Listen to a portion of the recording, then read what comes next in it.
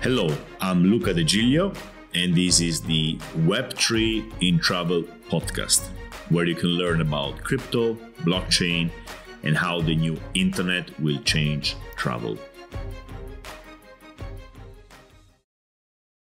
Today, I want to finally start talking about actual projects in the Web3 in Travel space. This is something I've actively tried to avoid for a long period, until I could lay the basis of the discourse here. So I think we're ready for that. I won't talk about all of them. There's many, luckily. I'll just talk about 4 I know a little bit better and I think are more consequential, at least at this stage in the market. And I have to admit, I am a bit wary of doing that because you risk making some people not too happy. You can always talk about the project in a better way, or there's always mistakes. I haven't really studied them. I mean, I haven't really updated my knowledge of all of them before doing this podcast. This is more an introduction of what's going on, and then you will have all the tools to go and see these projects for yourself and get closer to them, and maybe even give me some feedback. I will try to do this always keeping in mind the decentralization ladder, meaning some of these projects are more centralized, some are less centralized. And by now you have learned that there is a trade-off in choosing where to place yourself in this ladder. So if you want to do something really consequential, or at least something usable today, you need to centralize a lot of the aspects of your project. If you want to stay pure in a way, I don't like this characterization, but if you want to keep it really decentralized, then you can't do much. You have to wait, or you have to focus your area to a very small subset of users. So I will talk today about Travala, DTravel, LockTrip, and Winding Tree. Actually, the reason I decided to talk about projects in this episode is because Winding Tree has launched something very decentralized, and I want to talk about this. Travala is probably the biggest in terms of bookings and volume, and it's a company which basically is saying, the internal discussion is, what can we do today differently from the classic OTAs? We can accept cryptocurrencies. So they look and they are like a classic OTA, but you can pay in a very high number of cryptocurrencies. So you can make your booking, and instead of paying with a credit card, you can use one of the cryptocurrencies in your wallet on several, if I'm not mistaken, on several different blockchains. So this is the value proposition today. This is the unique value proposition. Until a few months ago, I was thinking this is not too interesting because myself, I'm in crypto, but I don't have this urgency to use my crypto for booking hotels. I'm perfectly fine with my credit cards. But then I went to Lisbon to Eat Lisbon, and it's a conference about Ethereum. And I met people who say, no, I'm using Travala all the time, because I earn money in crypto. Yeah, I have some fiat, but crypto went up so much that most of my money is in crypto, and I earn crypto. So I need to spend this crypto. And I don't want to do the unthinkable, which is exchange my crypto for fiat and paying fiat.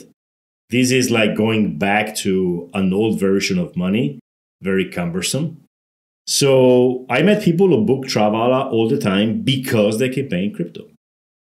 I kind of understood the value proposition, and there's a certain demographic, a growing demographic, who's actually is using this website because of this value proposition. You can pay in crypto. Now, in terms of all the other potential decentralized aspects, there's tokenization. So they are actually tokenizing, which basically means incentivizing people to use them to get cash back in their token. They have people who bought their token, and so they are connected to the project. They have a vested interest in the project working. So in terms of decentralization of the incentives, which is the tokenization, it's also a very interesting experiment, and it seems to be successful. Now, in terms of what kind of hotels and apartments you can book, as far as I understand, unless it hasn't changed recently, they're using bed banks, they're using Booking.com, I think they use Expedia inventory. So you're not booking directly with the hotel. You're actually adding a new intermediary to the long list of intermediaries we already have in travel. So that kind of the travel problem is very far from being solved with Travala. And again, this is probably not a choice of, wanting to be centralized or wanting to help booking or wanting to get in bed with booking. It's just that you can't go to hotels today and say, give me inventory, I'm a new channel. They have their systems, they have their channels. It's really hard to get a direct contract with the hotel. So they use what's existing out there.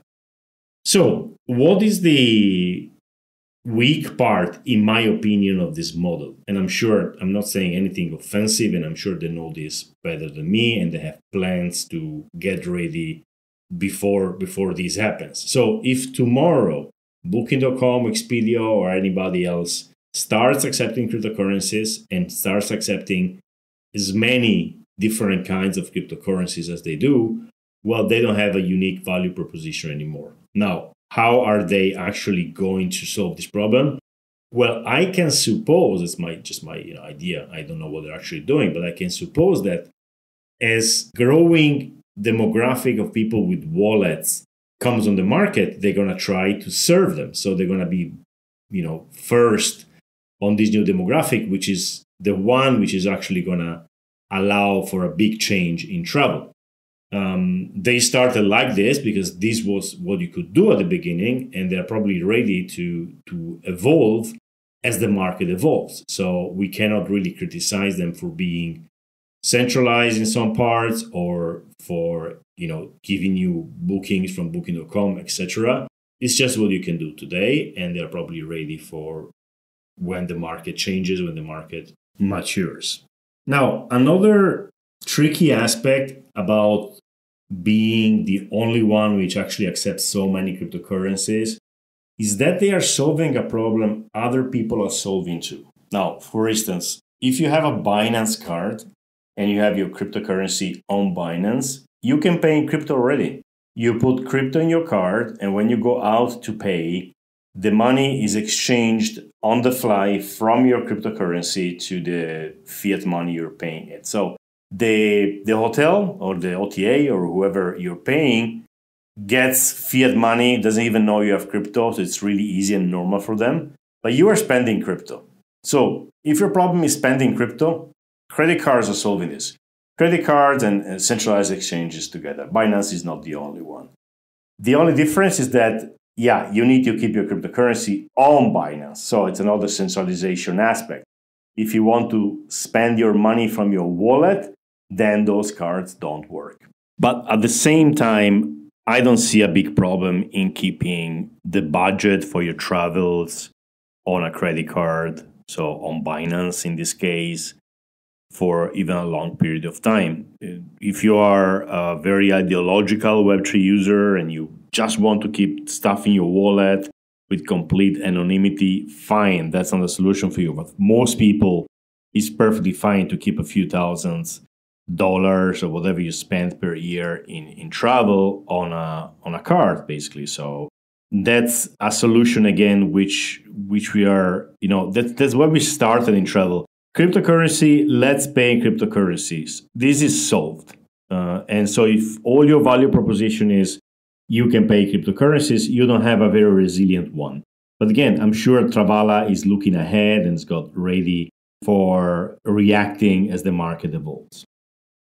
In terms of prices, they are not very often cheaper than Booking.com or other OTAs. They say that they are up to 40% cheaper, but up to means, even if only one hotel was 40% cheaper, they could have this claim. Most of the times they are not cheaper. Sometimes they are. Sometimes they are more expensive. I've done a few tests with Travala and other decentralized booking platforms, it's really hard to get the hotel you want at a lower price. And sometimes the price is just a little bit lower and it's not even worth it. You just go back to Booking or Agoda or whatever you're using because it's more comfortable, because you are collecting, points, etc. So price is not what makes you book through these platforms. To be honest, Travala has this very strong token incentive. So if you have a lot of their tokens, then you have cashback. There's a whole series of systems to make you get your money back when you travel. So it may be interesting if you are exposed to the token. But as with every token, if it goes down, you're losing money anyway. And if it goes up, then you make money. So it's not like you get a lot of tokens and you're going to save money on bookings. You save money on bookings only if the token keeps going up, or if you keep it long term. So again, check it out. Don't expect the price to be the differentiating aspect which makes you stay with them. Certainly the booking through cryptocurrencies is interesting, and let's see how they adapt to the growing demographic of people with wallets. That's when things are going to be very interesting and very scary for the legacy platforms in the future. The second booking platform I want to talk about today is LockTrip. It's a 2017 ICO to which I participated. It used to be called Blockchain, and then because the name probably was too close to blockchain, they changed to LockTrip. And very early on, it became a place where you could book apartments and hotels, especially hotels at the beginning. And it was a kind of a pair with Travala in terms of timing. Now, LockTrip has a different history. First of all, I disclose I met them. I met the CEO. I participated in the ICO, which I didn't do with Travala, and they made a very similar product to Travala with less cryptocurrencies you can use to pay. And after a while, when Ethereum started to get too expensive, they decided to build their own blockchain. They are from Sofia in Bulgaria. There's a strong community of infrastructure Web3 builders here. So other people have built blockchains here. So they went that way and they built their own blockchain called Hydra. Now, the blockchain is alive today, is running. It's trying probably to build an ecosystem. It allows certainly for lower fees. So they have solved the gas fee problem. But what happens in the meantime makes me think that maybe that wasn't the best strategy, at least for the LockTrip booking platform, because many other blockchains kind of tried to solve the problem. So there has, especially last year, there's been this layer one war where many other blockchains, tried to solve the problems Ethereum couldn't solve. And it's been a crazy year for all of them, Solana, Terra, Avalanche, and so on. And I haven't heard about Hydra, their blockchain, probably because it's too early stage.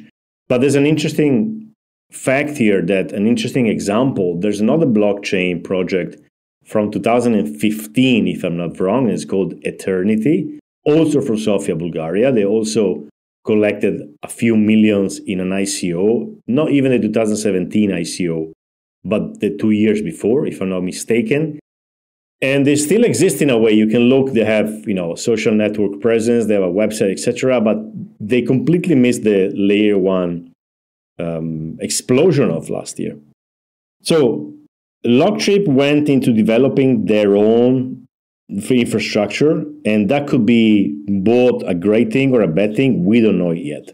For sure, if you have your own blockchain, you can dedicate it and optimize it for your own use cases, right? It's like you build your own private road.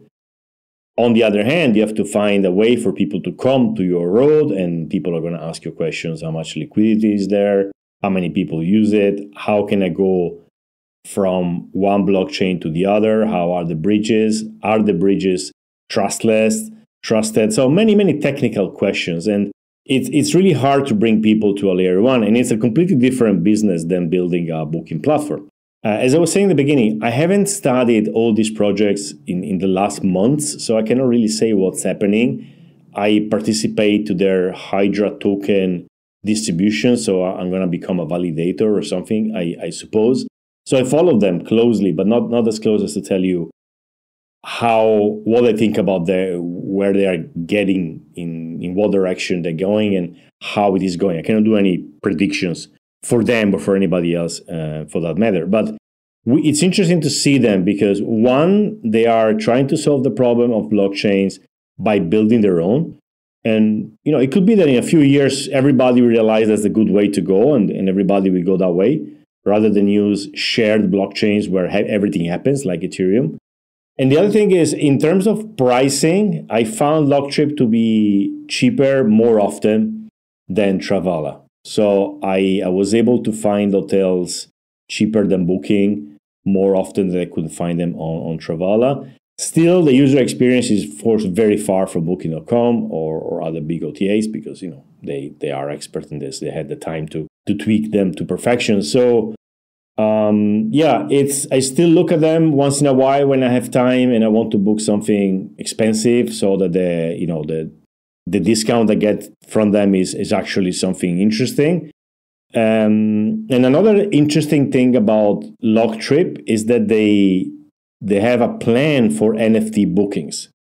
If you dig deeper, I think even the blog, you look that they have a whole plan for using NFTs as a representation for nights. I have to be honest, I found this after we came up with the idea, so I'm pretty sure we at Trips community came up with the idea. And I'm pretty sure many people came up with the same idea at the same time. So I don't want to say we were the first. I just want to say the NFTs for nights is, in my opinion, something worth exploring, because many people at the same time got to the conclusion that they can be used as a representation for nights.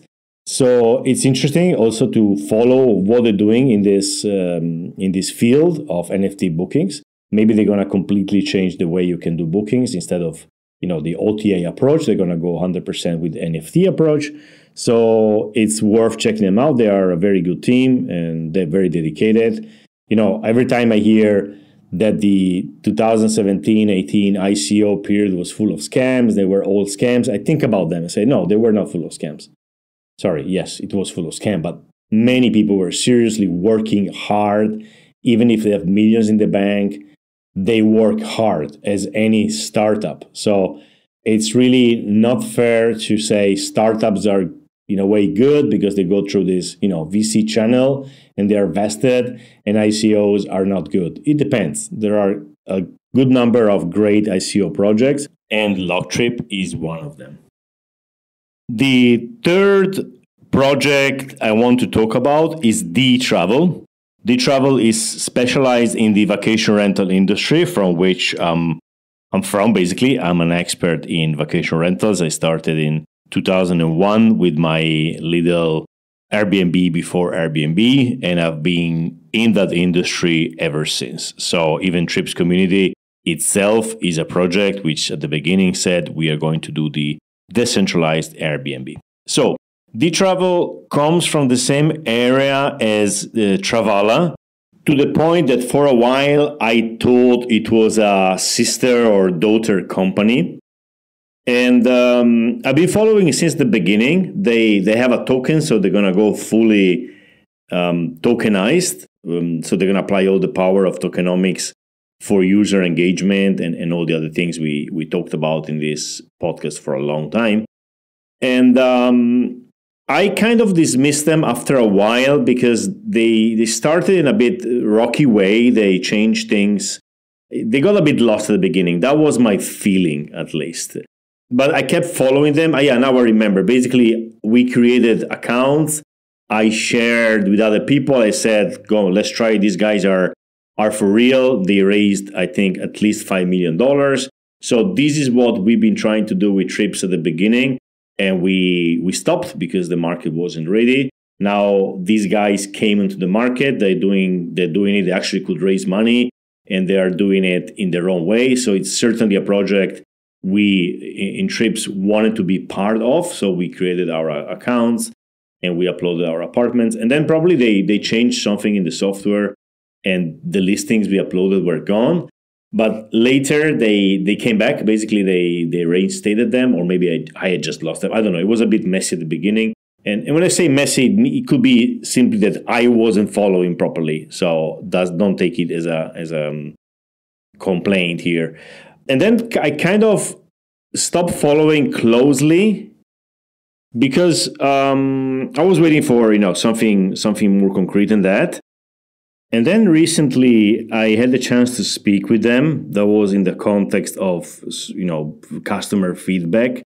And it turned out they knew the podcast, and it turned out they were following me and trips. So it was very nice to talk to them. And to my big surprise, they are actually legit in terms of trying to be decentralized. So my feeling was like, okay, lots of buzzwords as DAO going around, but nothing really concrete.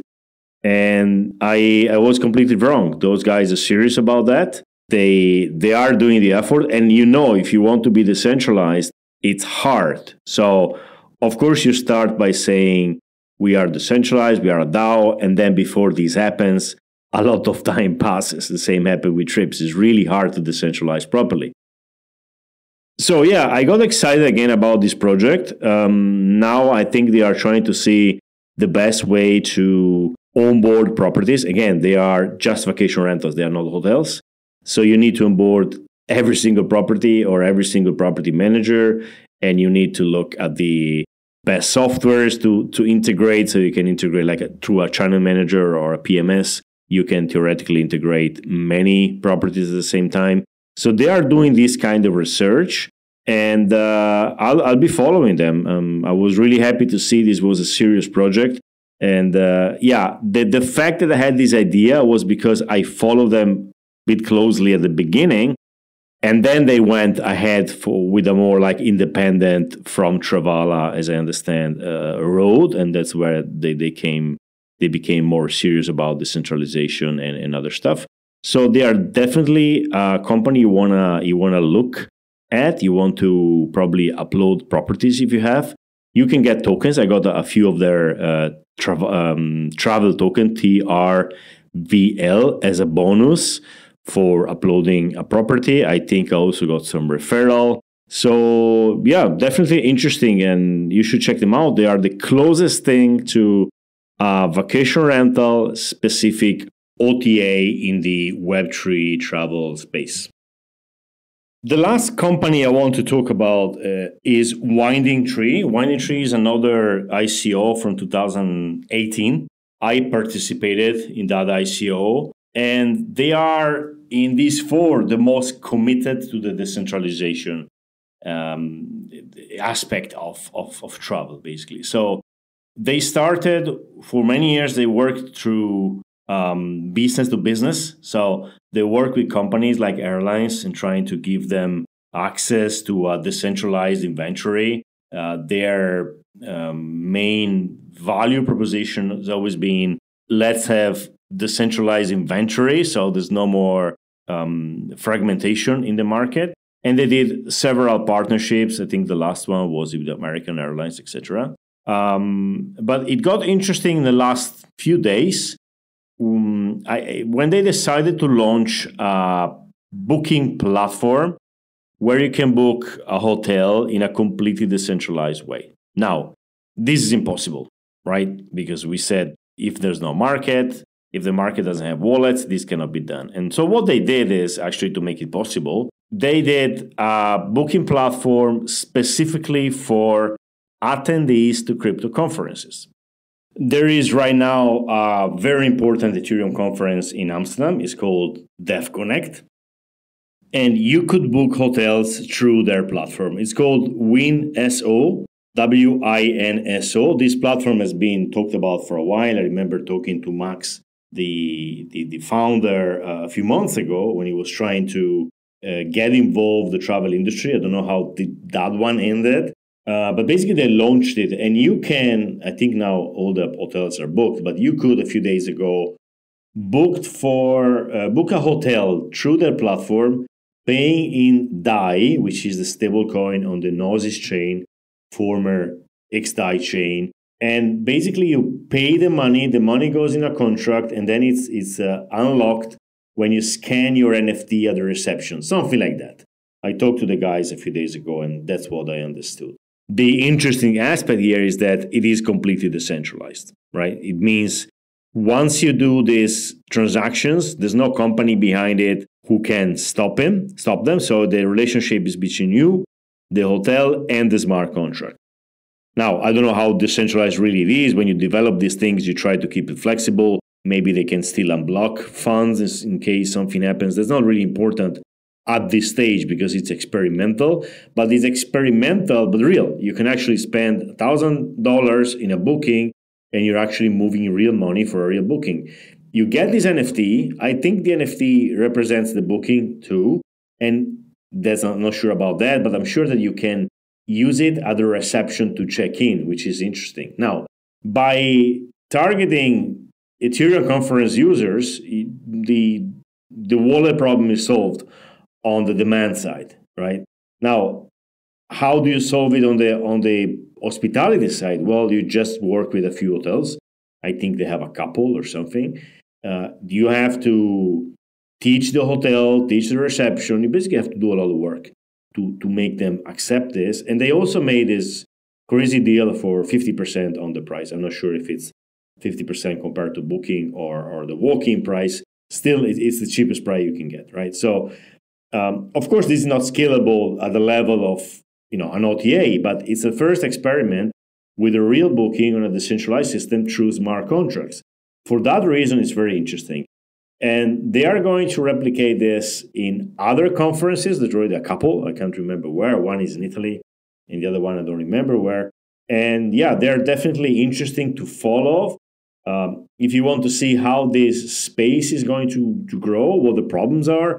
For instance, there's a problem here in the fact that it's on a chain which is not the Ethereum mainnet. So most people won't have DAI. Sorry, they won't have XDAI. I said DAI before. No, it's XDAI. It's the DAI on the Gnosis chain. So most people won't have them. They will need to bridge the money from Ethereum or some other chain, and then they can spend the money. So through these experiments, like live experiments, there's a lot to be learned. You learn what works, what doesn't work, what can change, how scalable it is. So it's definitely extremely interesting. So to sum it up, we have seen 4 different companies at the different levels, different positions on the decentralization ladder. We went from the most centralized Travala, which is also the one which has the most volume, to the most decentralized, which is Winding Tree Win.so project, which has very few bookings for sure, because it's really decentralized and it's very, very location and event specific. And in the middle, we have seen LockTrip, which is a bit more decentralized, if you want. That's debatable, actually, from Travala, but they build their own blockchain. And then you have DTravel, which is verticalized on the vacation rental market, so the Airbnb market, if you want to call it like this. And at the same time, they are doing a serious effort at being a DAO and decentralized aspects of the project. So 4 very interesting projects. I am convinced these are 4 out of 1,000 in a few years. I don't know if any of these will be the winner. I'm sure the people in these projects will be winners, because the amount of information and knowledge they are gathering by doing these things is going to be very easy to sell somewhere else when a new company comes out, or many of these people, maybe they will launch companies, especially, I suppose, if they are on the decentralized side. It's much easier to launch something because you are just forking the contracts and the front ends.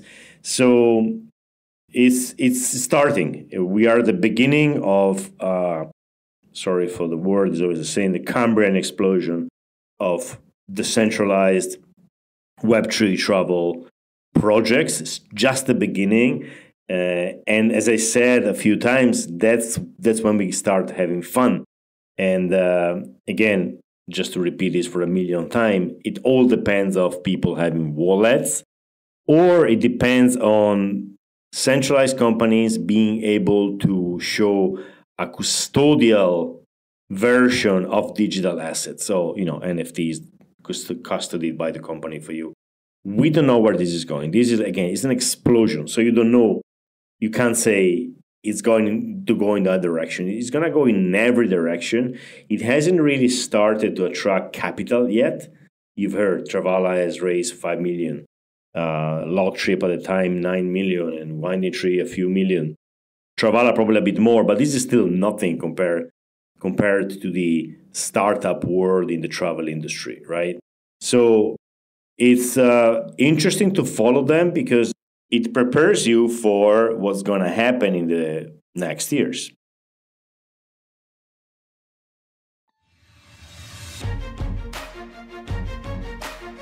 All right, this is the end of today's episode. I really hope you enjoyed it. For more insights on Web3, follow me on Twitter @TripLuca, TripLuca, and see you next time.